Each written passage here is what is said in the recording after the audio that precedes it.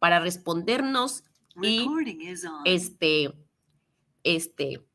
y utilizar otras formas o otras situaciones significativas que ayuden a los estudiantes a mejorar sus propios aprendizajes.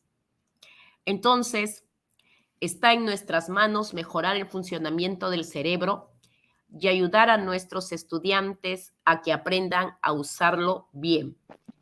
Pero, maestros, para cumplir esta función es indispensable conocer cómo funciona el cerebro, cuándo está aprendiendo, cuáles son las condiciones en que se aprende mejor y proporcionar estas condiciones a nuestros estudiantes. De ahí nace la relación entre el cerebro y educación, que no es otra cosa que aplicar las neurociencias o los postulados de la neurociencia en el aula. Entonces, es importantísimo, maestros, que nosotros sepamos cómo funcionan nuestras neuronas, el funcionamiento de nuestro cerebro para mejorar o para activar. A ver, voy a presentar la lámina. ¿Ya se está viendo, maestros? ¿Se ve? ¿Se ve la diapositiva?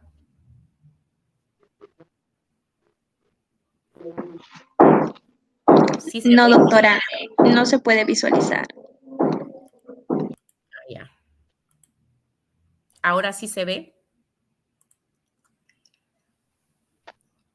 La neuroeducación y el aprendizaje de la matemática.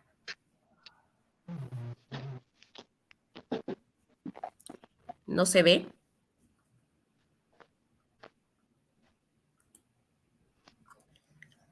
Ya.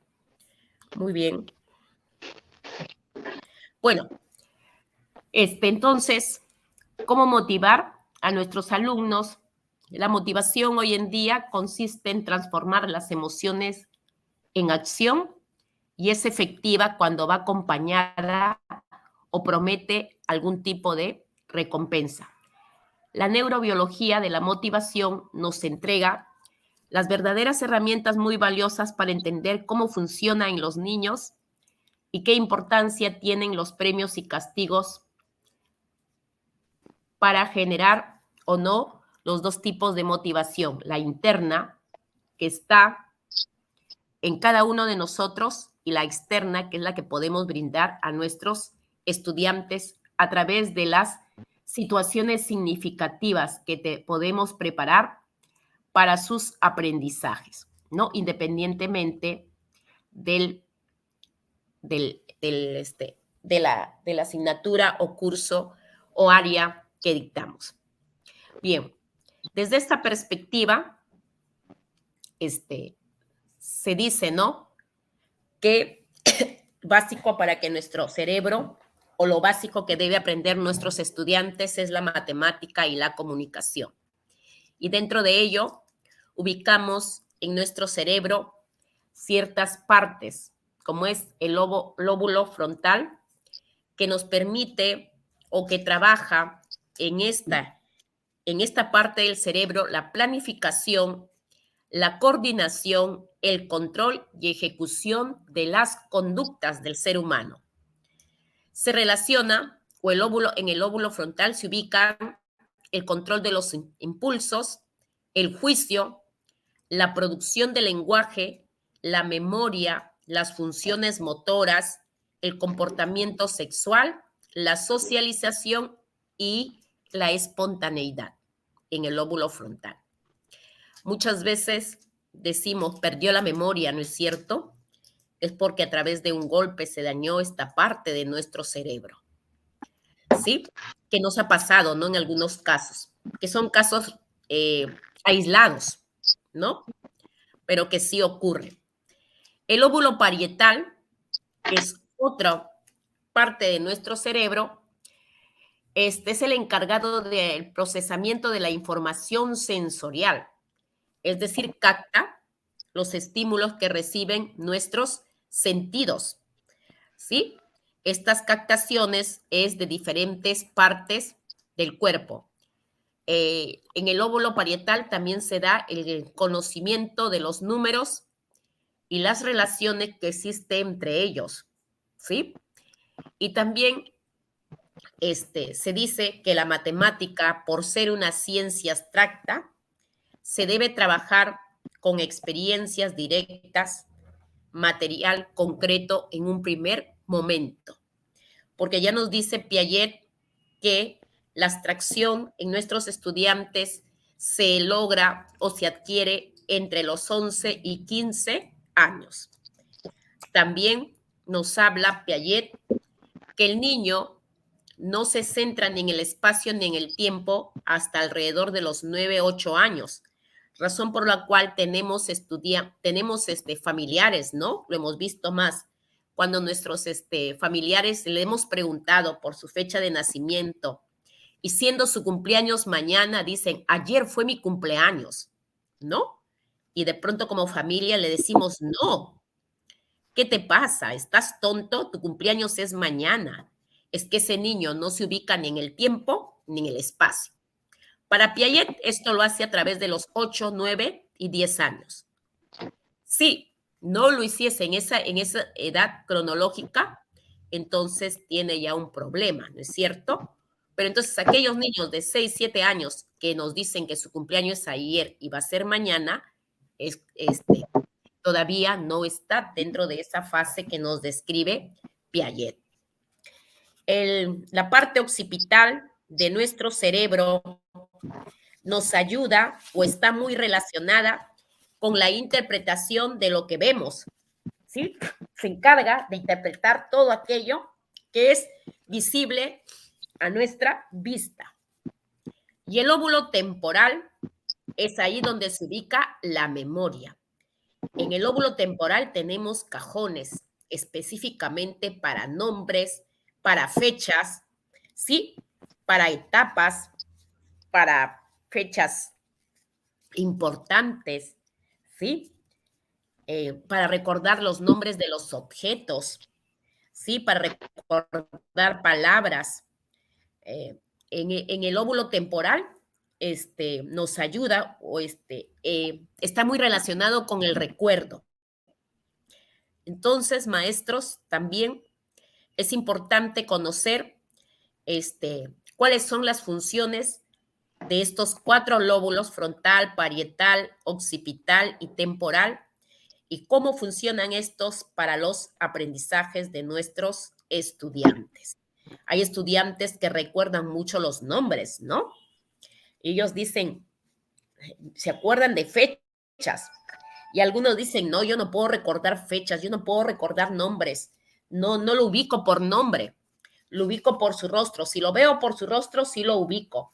Entonces, miren, no tenemos activados nuestras conexiones nerviosas que tiene nuestro cerebro y que pues hoy en día, desde los postulados de la neurociencia, nos obliga al maestro a activar las conexiones nerviosas de los cerebros de cada uno de nuestros estudiantes, tomando como base sus estilos y ritmos de aprendizaje. El sentido numérico es innato, nos dicen. Los seres humanos poseemos o disponemos de un sentido numérico innato.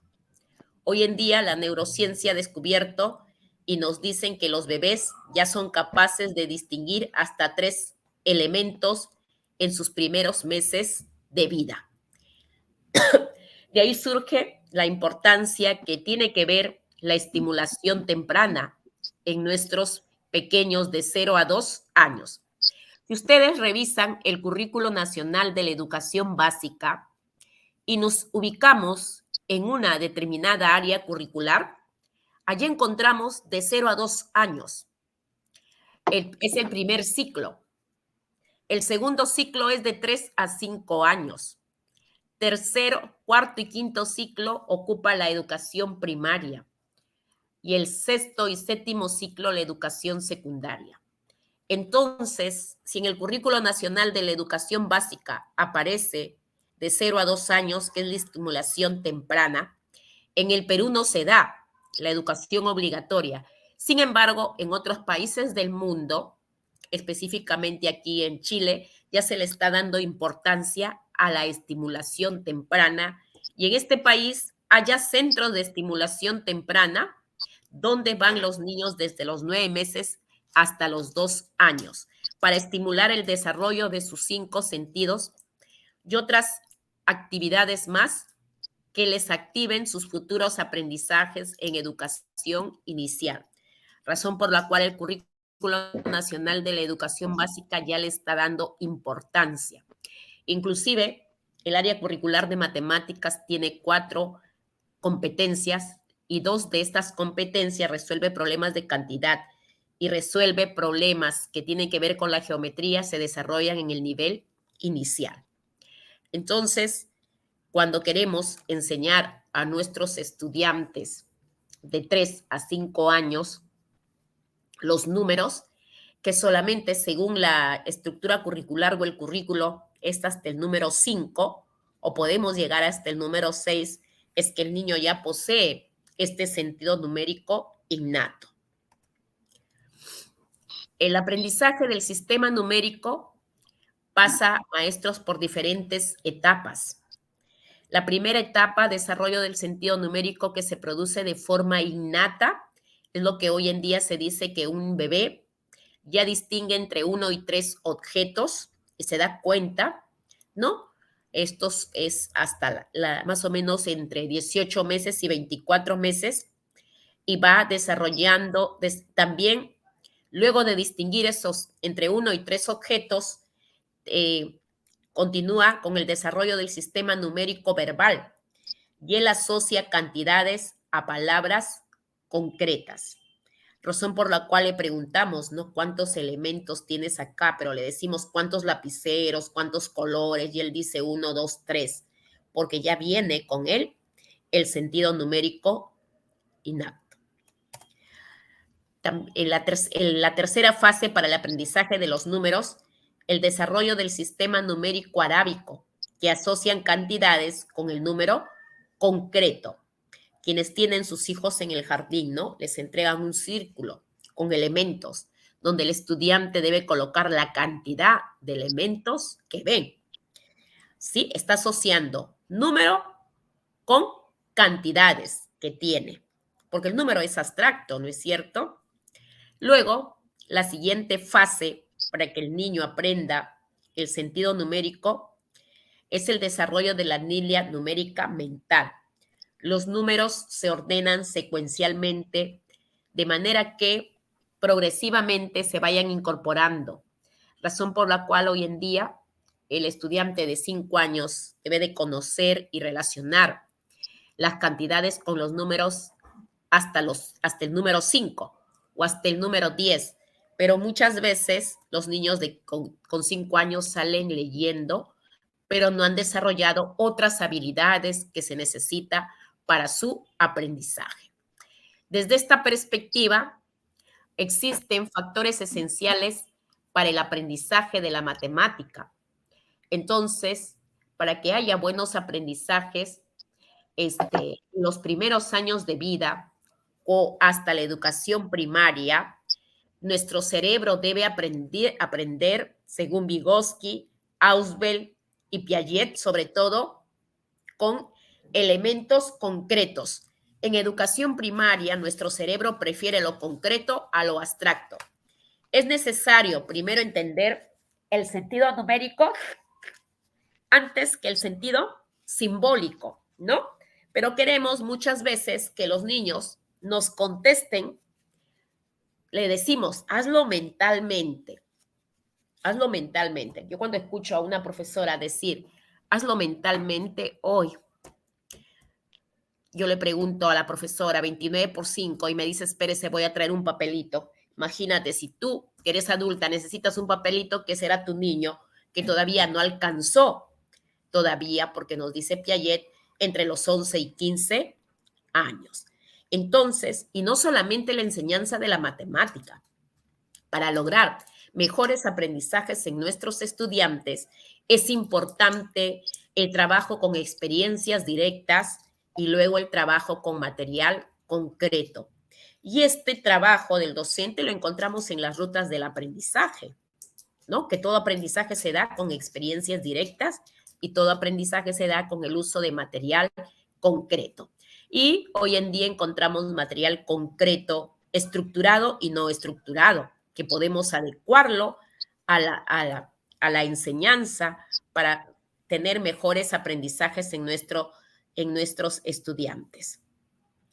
Entonces, a través del uso de material concreto, nuestros estudiantes de primaria pueden incorporar algunas nociones matemáticas previas que necesitan para entender y comprender otras más avanzadas. Hoy en día, debido a la cantidad o que vivimos en una sociedad del conocimiento, donde tenemos información que nuestro cerebro ya no tiene capacidad para registrar todo, se satura, es necesario que es imprescindible nosotros seleccionar la información, ¿no es cierto? Pero nuestros estudiantes, como todavía no tienen esa capacidad de abstracción, se empiece con las operaciones aritméticas básicas, ¿no? Pero no que lo haga mentalmente. Si a través de una hoja cuadriculada nosotros podemos enseñar a los estudiantes a multiplicar a través del uso de una hoja cuadriculada, ¿no? Pero sin embargo, queremos todavía que aprenda la multiplicación de memoria. El niño dice que 5 por 4 es 20, pero no sabe de dónde salió ese 20. Y lo repite y lo repite y lo repite. Y probablemente se vuelva un adulto y sea profesional. Y quisiera pasar por lo mismo con mi profesora de educación física, que nunca me hizo educación física, me mandaba a jugar al patio. Probablemente así haya aprendido, mis aprendizajes hayan sido significativos. Es por eso que ahora soy profesora de matemáticas, ¿no? Pero hubiese tenido mejores aprendizajes. Entonces, nuestro colega que enseña en educación primaria tiene que incorporar otras estrategias como las canciones, la educación emocional para trabajar con sus estudiantes. Si bien es cierto, el profesor Carlos me dice, yo ya estoy retirado y tengo mi propia empresa, pero él sigue aprendiendo, ¿no es cierto, Carlos? Correcto. ¿No? Entonces, maestros, el aprendizaje nunca termina tampoco. Desde que nace hasta que muere, el hombre aprende y sigue aprendiendo. Él dice, ya me retiré del magisterio, ya no trabajo en el magisterio. Sin embargo, miren, él sigue esa secuencia de capacitarse los días sábados, ¿no?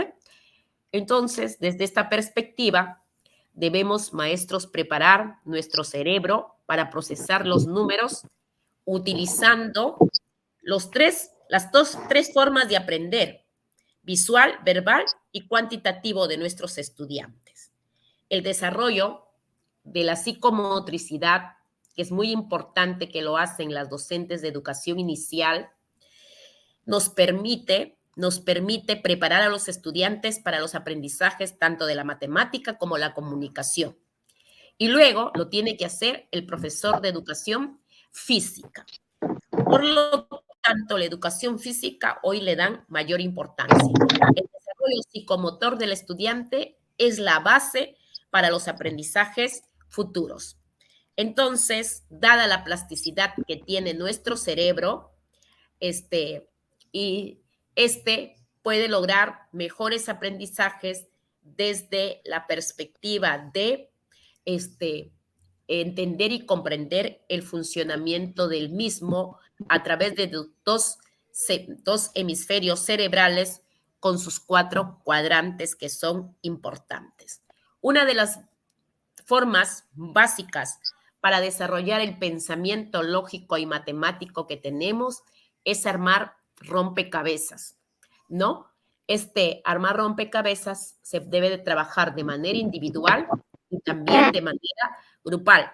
Es por eso que hoy en día el Ministerio de Educación hace énfasis en el trabajo colaborativo y cooperativo, lo que llamamos el trabajo en equipo, ¿sí? De manera individual y de manera en equipo, ¿no? Que a través del trabajo en equipo, desarrollando nuestras cualidades cooperativas y colaborativas, el estudiante gestiona sus emociones y también aprende a trabajar con los demás.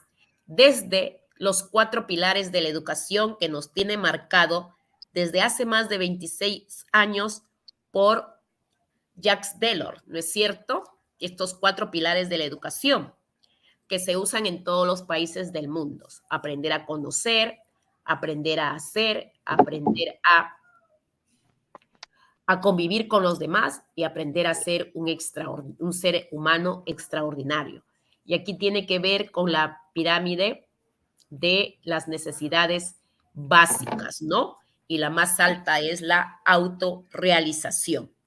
Entonces, las primeras necesidades que creo que son satisfechas por cada uno de nosotros, pero que también el maestro tiene que poner de su parte para que nuestros estudiantes alcancen la autorrealización, que definitivamente no lo vamos a ver, pero que de alguna manera va a lograr. Entonces, armar rompecabezas es una buena estrategia que se utiliza para desarrollar el pensamiento lógico matemático. Es una de las tantas formas, ¿no? Copiar diseños con palitos de helados, el trabajo con los palitos de fósforo, armando figuras que se hace, ¿no es cierto? En mi época, jugar dados o casinos o ajedrez era ociosidad. Hoy en día son los grandes juegos que han permitido de alguna manera desarrollar el pensamiento lógico matemático con los estudiantes. Hoy en día está muy también utilizado el copiar patrones con legos, lo que llamamos la robótica, que instituciones educativas lo tienen. No todas las instituciones educativas están implementadas, pero ya hay algunas públicas que sí. Y también el trabajo que podemos hacer con secuencias lógicas. Este trabajo de secuencias lógicas se debería hacer con material concreto. Ya lo hemos advertido desde un comienzo, ¿no? Que el aprendizaje o los mejores aprendizajes se dan con experiencias directas, como por ejemplo el saltar soga, ¿sí?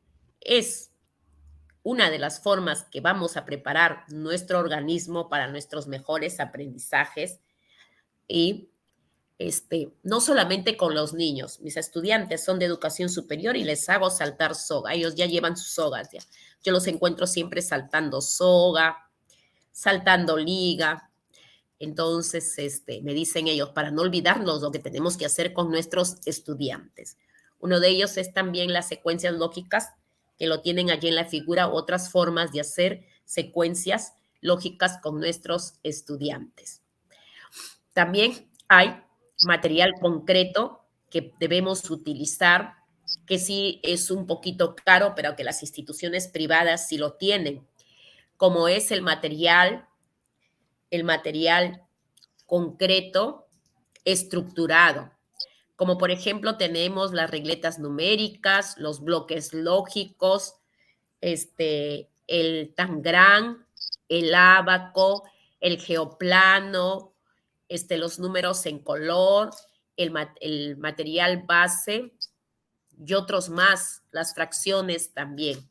Materiales concretos que debemos seleccionarlos atendiendo a las características de cada uno.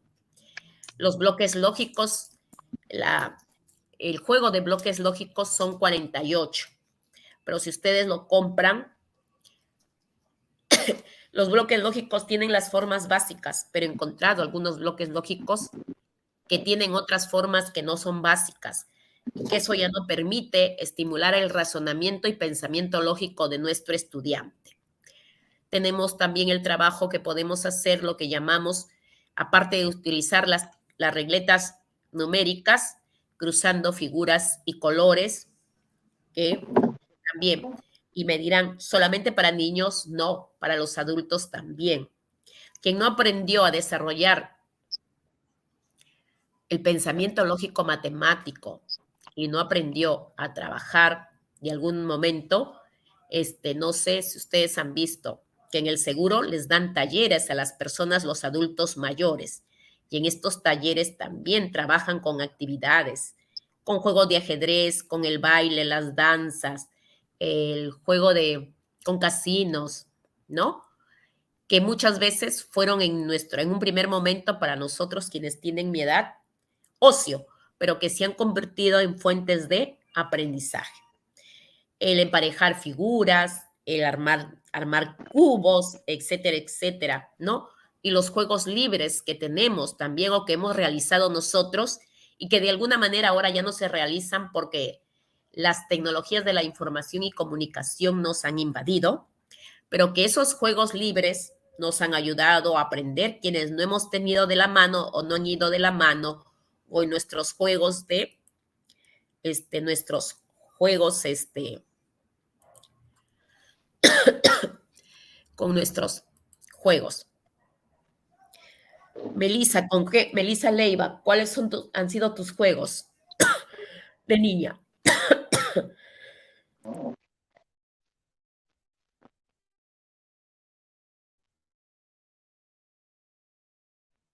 Melissa. Melissa, ¿me escuchas? Melissa Leiva, nuestra psicóloga. No me escucha. Profesor Carlos Salazar, ¿cuáles han sido sus juegos que más recuerda de su infancia? Bien, cuando ¿Me escuchas? Sí, Melissa, pero un ratito, que participe el profesor Carlos, luego participas tú. después de los Ya, profesor. 15 años, juegos, yo, el ajedrez, ¿no? Estas atracciones para mí han sido muy importantes porque hasta el día de hoy lo practico con mi nieto y en el colegio prácticamente es otra de las asistencias de educación física y las competencias, porque el juego deportivo también, hay fechas en algunos meses del año y hay competencias regionales. Cabe recordar que Perú es campeón mundial de ajedrez en el nivel escolar, ¿no? En nivel secundario.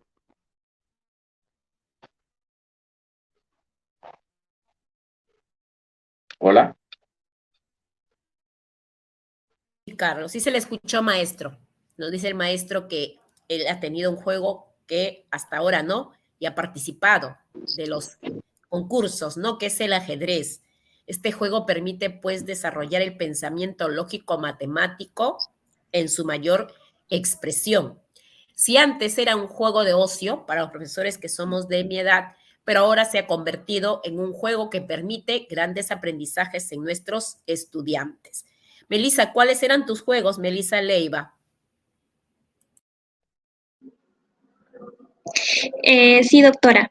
Bueno, los juegos que más recuerdo yo de mi infancia es, bueno, cuando jugaba en el campo, ¿no? A las escondidas, donde de repente todo era más tranquilo, ¿no? Eso es lo que yo siempre recuerdo. Eh, los juegos que de repente llegando del colegio, ya con los amiguitos de acá del barrio, con las soguitas, juegos que ahora, de repente ya se ha perdido, ¿no? Ya no, ya en realidad no percibo los juegos que anteriormente que había, ¿no? Así Ahora es. más todo es por la tecnología, todo ha cambiado. Incluso eh, la manera de el estudio, por ejemplo. Antes, pues, teníamos que hacer las tareas con los libros y ahora ya todo es busca, ¿no? Con internet, Wikipedia, ¿no? Que es lo más común. Entonces, bueno, volviendo al tema, los juegos en realidad es, pues, a las escondidas, con las soguitas, esos juegos que hasta ahora me acuerdo, ¿no? Juegos que parecieran sencillos, pero que nos han logrado o nos han ayudado a aprender día a día. ¿No es cierto? Que nos han Así es. ayudado a aprender. ¿Sí? Esos juegos también han sido los míos, las cometas, por ejemplo, ¿no? En el cual hacíamos volar las cometas, En mi época yo tenía mi cometa y no sé cómo, pero lo hacía volar. Hace poco les pedí a mis alumnos que confeccionen una cometa. Ninguna de las cometas voló. Y me decían algunos de ellos, y eso que he visto un tutorial, ¿ah? Y no me ha salido, profesora. Entonces, miren cuánto se ha perdido y qué aprendizajes estamos dejando, porque la cometa, la elaboración de una cometa permite, pues, lograr desarrollar grandes aprendizajes, ¿no? Usted lo dijo, las saltar soga, las escondidas, ¿no? Sí, que eran juegos, el trompo, yaces, que nos han permitido lograr estos aprendizajes que tenemos hoy en día y que nos han permitido o nos permiten hasta hoy reunirnos en un sábado y un domingo. Que para nosotros, para Ángel Quijano, para Carlos Salazar, Melissa Leiva, para la misma empresa, en la persona de la ingeniero Melissa Montoya, mi persona, nos han permitido estar aquí presentes, ¿sí? Aquellos juegos que de alguna manera han configurado nuestra personalidad y nuestros aprendizajes. Para un maestro, una maestra o un profesional, trabajar en un día sábado, como es en el Perú, que se dice, en el Perú tenemos una frase, ¿no? Ya es viernes y el cuerpo lo sabe, pero para nosotros el cuerpo no lo sabe, ¿no? Porque nos seguimos reuniendo en estos espacios y han sido gracias a esos juegos y a la activación de nuestros hemisferios cerebrales. Si estamos aquí reunidos en esta reunión, es que para nosotros esos juegos que han sido de antaño han permitido desarrollar aprendizajes, ¿no? Entonces, miren, el ser humano nunca deja de aprender, sigue aprendiendo, ¿sí? Y de hecho que ganamos distintas experiencias. Ángel Quijano, ¿cuáles fueron tus juegos? Ángel, ¿está el maestro Ángel? ¿Qué juego recuerdas?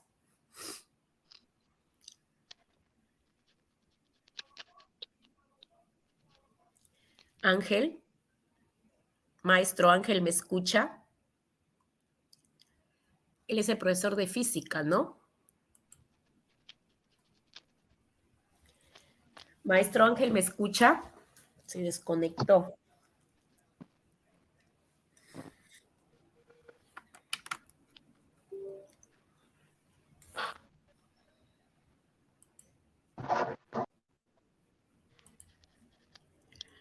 Entonces, maestros, miren que aquellos juegos que parecía que no tenían sentidos,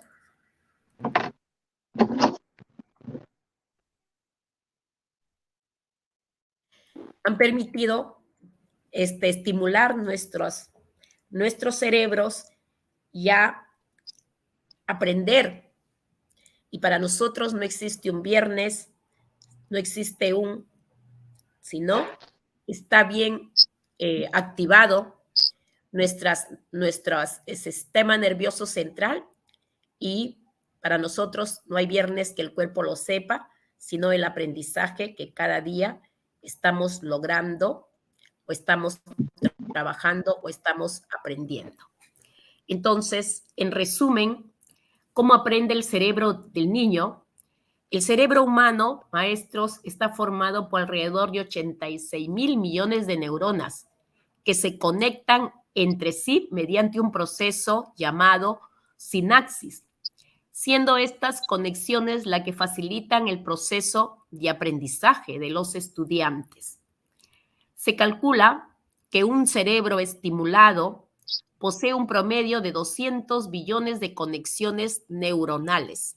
Miren, un cerebro estimulado, ¿sí? Con diversas actividades, ¿sí? Posee en promedio 200 billones de conexiones neuronales, ¿sí? Entonces, en el cerebro infantil, las neuronas realizan muchas conexiones que en el cerebro adulto. Cuanto más rico es el ambiente de aprendizaje en el que se encuentra el niño, mayor es el número de conexiones, dando lugar a un aprendizaje más rápido y significativo. Y cuando hablamos de aprendizaje significativo, entran pues a tallar los postulados de David Ausubel. El niño o el estudiante aprende aquello que le es significativo para él. El ambiente o entorno, que nosotros lo conocemos también como contexto, al igual que la genética, condicionan la forma en que el cerebro se va construyendo.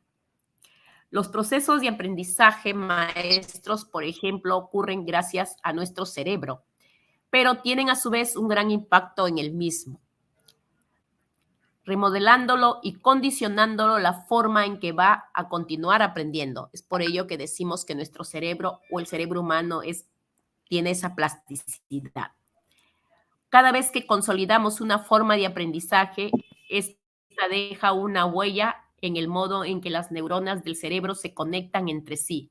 A esta capacidad que tiene el cerebro de cambiar físicamente para adaptarse, la llamamos nosotros plasticidad cerebral, ¿no? Los humanos o los seres humanos comencemos a aprender desde el mismo momento del nacimiento, aunque hay otros investigadores que dicen que desde el vientre materno ya se está aprendiendo. La información que entra en el cerebro a través de una especie de ventanas que emergen y se van haciendo más estrechas en diversos momentos, ¿sí? Aunque la plasticidad del cerebro nos permite aprender casi cualquier cosa en cualquier momento. Estas ventanas que tenemos en el cerebro son clave para el desarrollo cognitivo y el desarrollo de competencias. Entonces, desde esta perspectiva, que nuestro cerebro siente, piensa y actúa, también debemos darle importancia a la ventana del desarrollo emocional, a la ventana del desarrollo del pensar y a la ventana del desarrollo del actuar. Y esto va relacionado con los 4 pilares de la educación. Sin embargo, el instinto de supervivencia también que tiene el ser humano influye en cómo aprendemos. ¿Sí? Bueno, desde esta perspectiva, ¿hasta ahí hay alguna pregunta? ¿Inquietudes?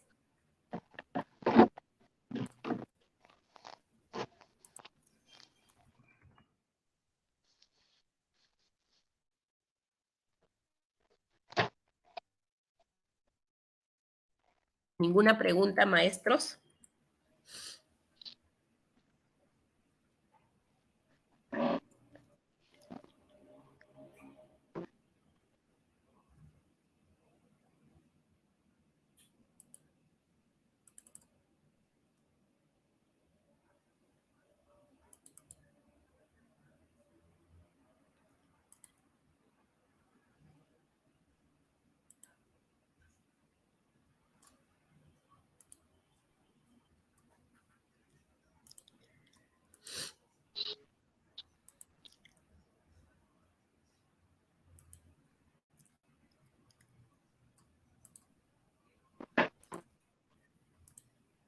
A ver, ¿están viendo que estoy compartiendo unas diapositivas? ¿Correcto? Sí se ve. Educación del siglo XXI.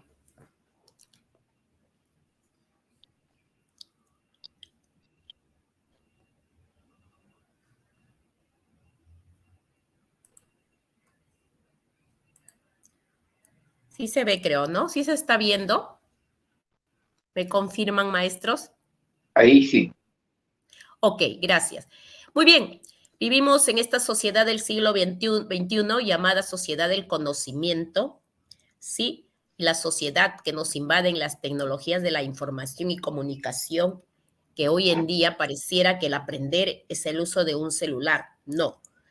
Quienes han nacido después del año 2000 o hacia adelante son los nativos digitales que utilizan con mayor rapidez estas tecnologías, pero sin embargo se está dejando de lado otras acciones que se necesitan para aprender. Según la educación del siglo XXI, hay 4 pilares y dentro de estos pilares vienen resumidos que aprender a vivir, nos dice, ¿no? Desarrollar también habilidades y competencias que hoy en día en la sociedad del siglo XXI nos pide que seamos competentes, desarrollemos competencias y capacidades en todas las áreas del saber. Generar aspiraciones y valores que también va muy de la mano con un pilar de la educación y aprendizaje aplicado a contextos y desde los contextos en el que nos encontramos. Surge pues los 4 pilares de la educación. Y el primer pilar de la educación es aprender a conocer.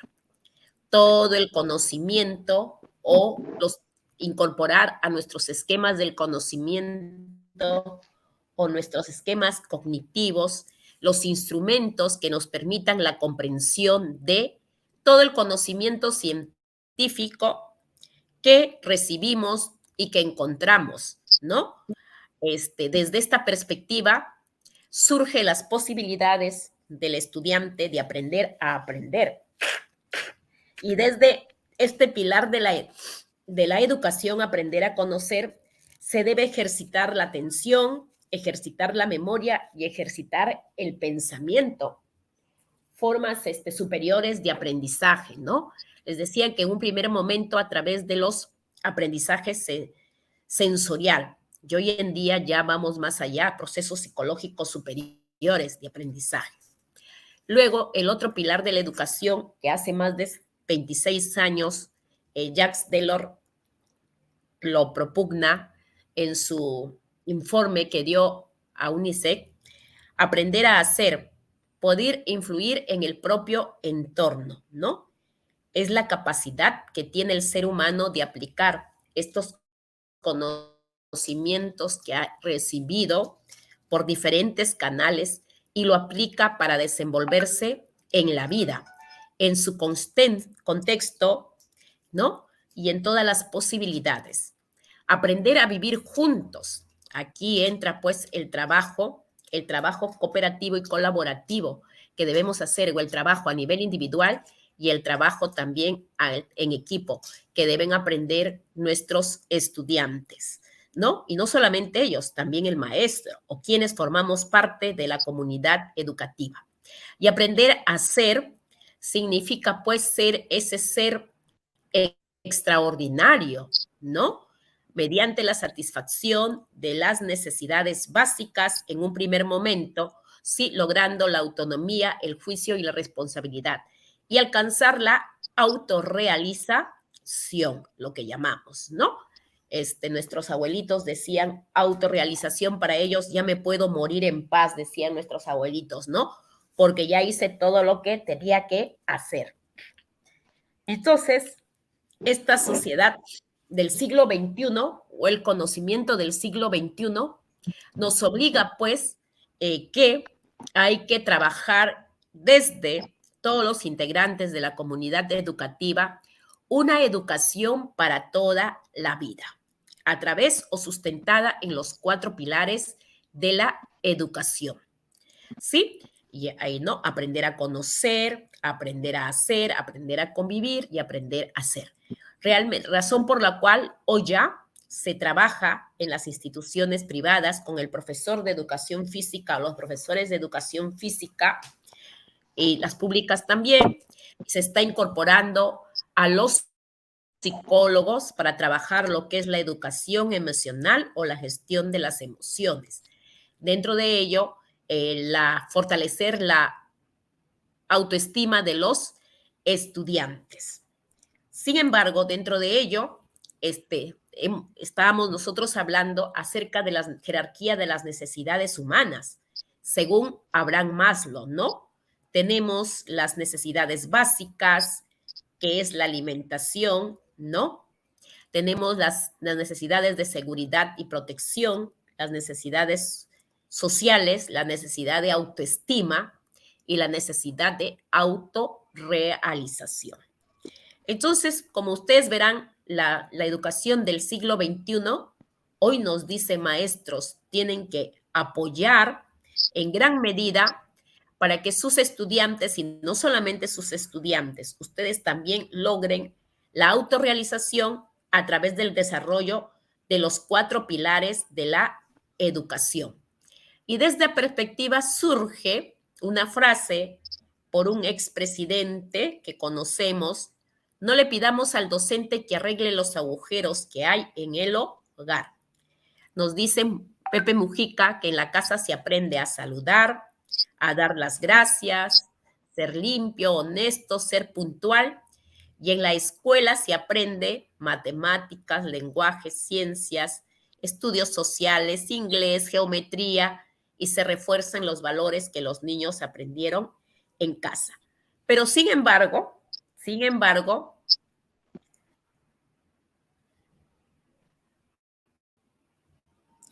nos dice también Pepe Mujica, si un maestro falla, es retirado de la escuela, pero si un padre falla, ese error marcará a su hijo para toda la vida. Entonces, maestros, desde esta perspectiva, miren la responsabilidad.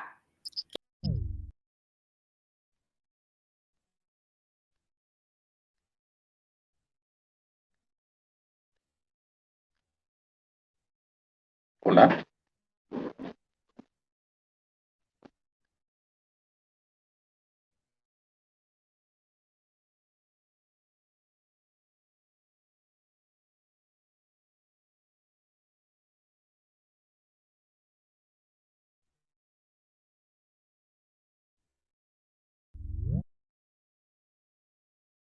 Quererme salí, maestros, discúlpenme. Doctor, Dígame, maestro Carlos. justamente el expresidente de Uruguay, con la experiencia que tiene, la razón total, ¿no? Porque todo el aprendizaje o el desarrollo de las habilidades socioemocionales tienen como base prácticamente eh, mm, el producto del desarrollo de una unión en el hogar de una persona, una mujer, que han logrado la máxima expresión como el saber ser. En la educación del siglo XXI, esa es una de las grandes barreras que uno tiene o que existen.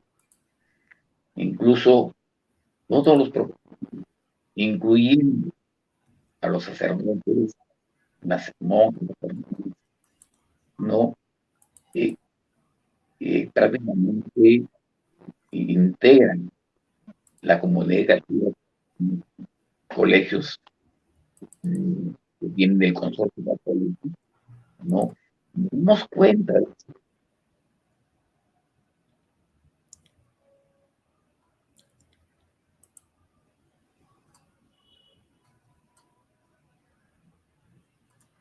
No le escuchamos, profesor.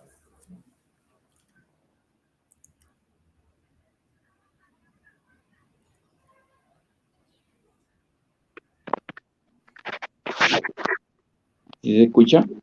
Ahora Sí. sí le escuchamos, profesor. Entonces, eso significa que la educación del siglo XXI tiene que ir de la mano con la práctica de las habilidades personales. Y en el hogar uno tiene que ser consciente de eso.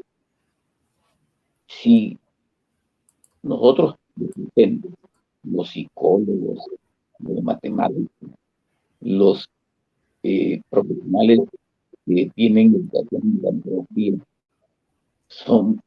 comenzamos a difundir los medios de comunicación, comienzan a difundir lo que dice el sistema corresponde a la práctica de valores emocionales, no tuviéramos ese problema de que el Perú es catalogado el país más violento en estos momentos. Si ese es el gran problema de la barrera de educación del siglo XXI. Mire, es mejor poner en práctica, no, y estar ahí incidiendo sobre el desarrollo de las habilidades emocionales que aprender matemáticas, que aprender incluso inglés.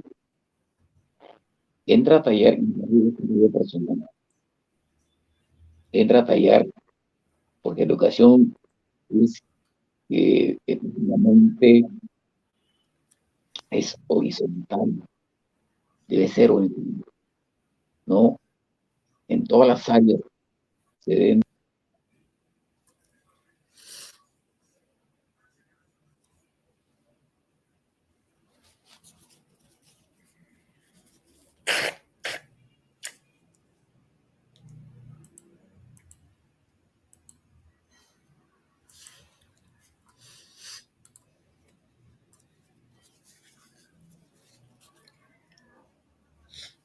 No se le escucha al profesor, creo que tiene problemas de conexión.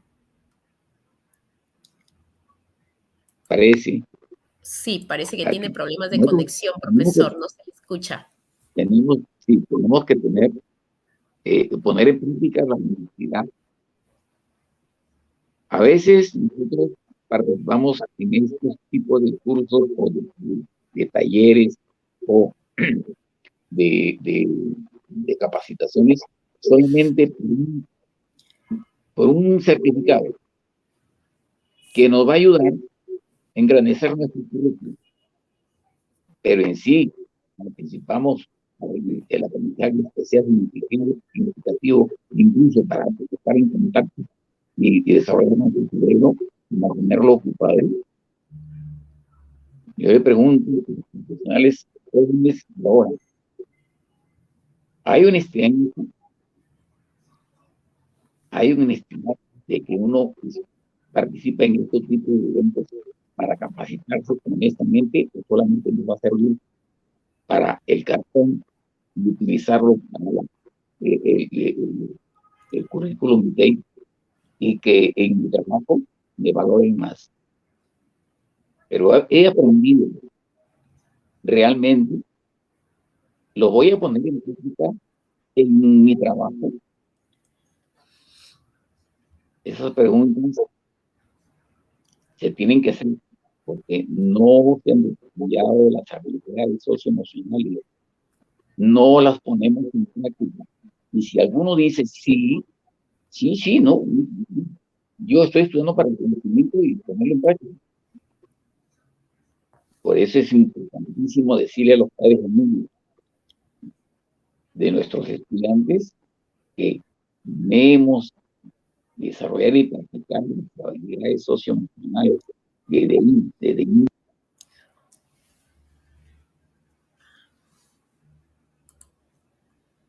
Así es, profesor. Creo que tiene problemas de conexión. A veces se le escucha, no se le escucha.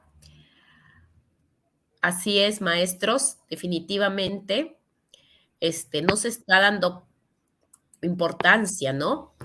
Las investigaciones en neurociencia han cobrado cada vez mayor importancia, mayor interés en el mundo docente, dado que esta disciplina permite elucidar cómo aprende, recuerda y olvida nuestro cerebro, maestros.